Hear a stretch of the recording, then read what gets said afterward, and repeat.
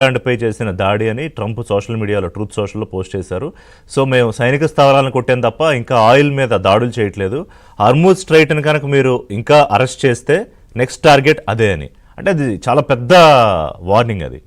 కానీ ఇరాన్ కూడా ఏం వెనక్కి తగ్గట్లేదు హర్మూజ్ స్ట్రైట్ విషయంలో. అంటే ఇవాళ ఎందుకో క్రూషియల్ డే అనిపిస్తోంది నాకు. అదే వాళ్ళు తగ్గం అది యుద్ధంలో చేయవలసింది కదా. జనరల్ రావు గారు చెప్తారు, యుద్ధంలో మేము ఓడిపోతున్నామండి, ఇంటికి వెళ్ళిపోతున్నాం, తుపాకులు తీసుకొని చంపేస్తారు. అసలు అందరూ ఆలోచించేది ఏదో మీరు శాంతి వచ్చేస్తుంది ప్రాంతానికి అనుకునేది చాలా అసాధ్యం.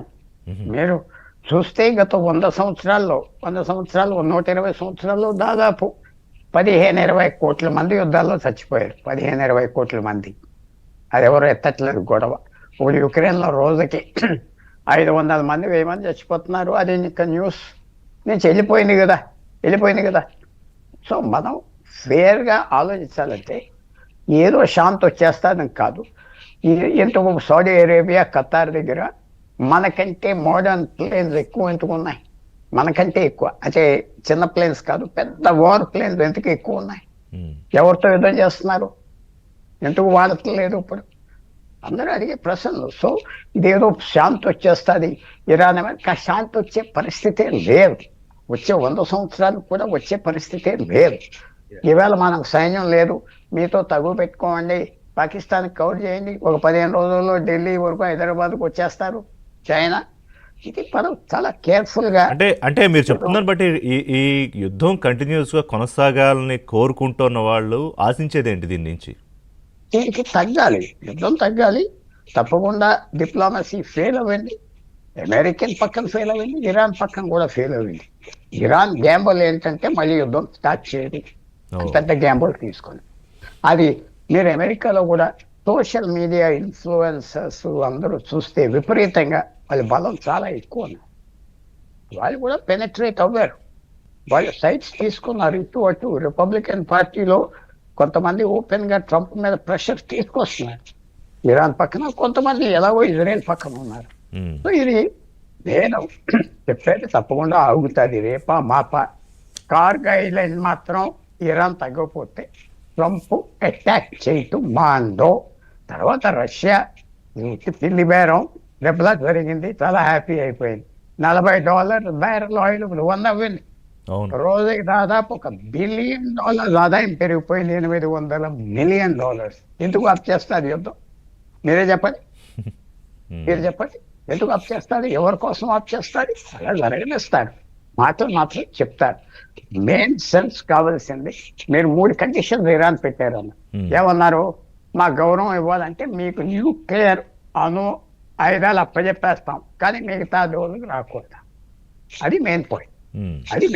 అంటే ఇప్పుడు ఆ యురేనియం నిల్వలు ఏవైతే ఉన్నాయో అణ్వాయుధాల తయారీకి ఉన్నవి అమెరికాకి అప్పచెప్పేస్తే ఓకేనా?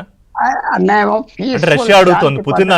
అంటే మేబీ ఇరాన్ కోసం రష్యా అధ్యక్షుడు అడిగినట్టున్నారు, మా దగ్గర పెట్టుకుంటామని. అది మా దగ్గర పెట్టుకుంటాం, మీ దగ్గర పెట్టుకుంటాం ఒప్పుకోవచ్చు ట్రంప్. ఎందుకంటే ట్రంప్ కూడా యుద్ధం ఆఫ్ చేయాలి, మళ్ళీ వెళ్ళవచ్చు. ఇరాన్కి ఏంటంటే యుద్ధం ఆఫ్ చేసాక మళ్ళీ వెళ్ళకూడదు. ఇప్పుడు మిగతా దేశాలన్నీ నమ్ముతాయా? టర్కీని కూడా అటాక్ చేసేది ఇరాన్. టర్కీ ఆ ప్రాంతం అంతా పూర్వం డామినేట్ చేసేది సామ్రాజ్యం 500 సంవత్సరాలు. ఏదో పెద్ద రకం ఎత్తుదాం అనుకున్నాడు, వతలు పొమ్మన్నారు ఇరాన్ చేసే మంచి పనులు కూడా ఉన్నాయి. వాళ్ళ ఈ యూనిటీ అంటారా, ఈ డామినేషన్ అంటారా, ఇరగొట్టేసింది కదా. ఇందాక సృజన గారు ఒక మాట చెప్పారు, ఇండియా క్రూషియల్ రోల్ తీసుకోవాలి అని. అదే ఒక విషయం చెప్తున్నా సృజన గారికి, మనకి చాలా రెస్పెక్టెడ్ పర్సన్. అనవసరంగా వెళ్ళి ముక్కులు వస్తే నీ పరువు పోతుంది ఇండియాకి. యుక్రెయిన్ దగ్గరికి ఎందుకు పెత్తనం చేయలేదు? జయశంకర్ వాళ్ళకి తెలీదా మన లిమిట్స్ ఏంటో? వెళ్ళి పెత్తనం చేస్తాం, అవతల పువ్వు అంటే పరువు పోతుంది. మాట్లాడకుండా వెనకాల చెప్పేది చేయాలి. సోషల్ వాళ్ళు చెప్తే వింటారా? రష్యా విన్నారా?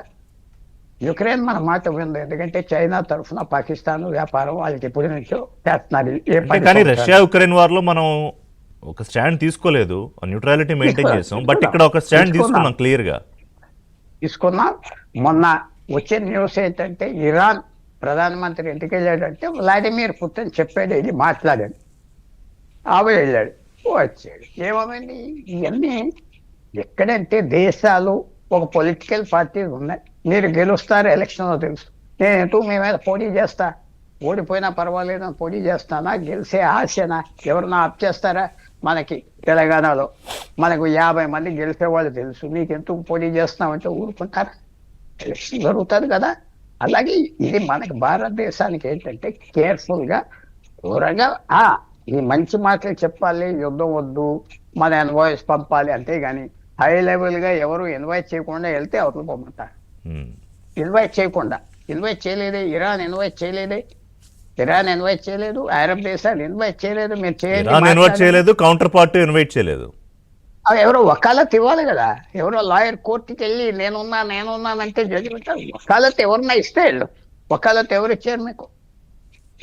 ఓకే, ఎవరు ఇవ్వకుండా పెద్ద మనిషి తరంగా మేము పెద్ద మనుషులు వస్తున్నామంటే నీ గొడవ చూసుకోవే అంటారు. ఏమంటారు? చైనా నీది సాల్వ్ చేసుకో, పాకిస్తాన్ నువ్వు సాల్వ్ చేసుకో అంటారు. అప్పుడు ఏమంటారు మీరు? చెప్పండి. కరెక్ట్. సో రావు గారు, ఇప్పుడు లీడర్షిప్ ఇరాన్ ఏముంటుంది?